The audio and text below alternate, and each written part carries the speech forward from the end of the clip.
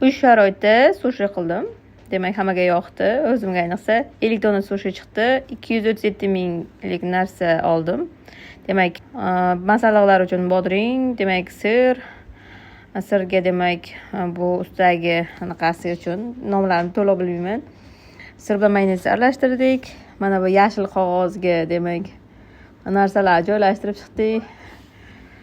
Baliq, nima otilmaydi, bodring aralashtirib, aylantirib, demak, oxirini suvlab, yopishtirib qo'ydik.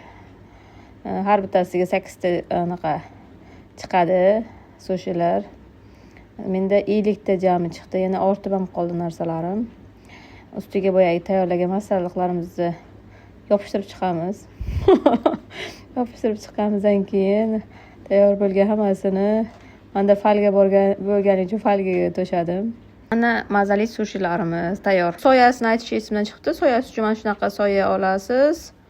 Keyin suv aralashtirasiz, ozroq shakar. Tayyor bo'ladi. Maza qilib yeysiz. Masalliqlarni yozmadim, chunki YouTube'dan sushi tayyorlash deb yozsalaring hamma narsasi chiqib keladi.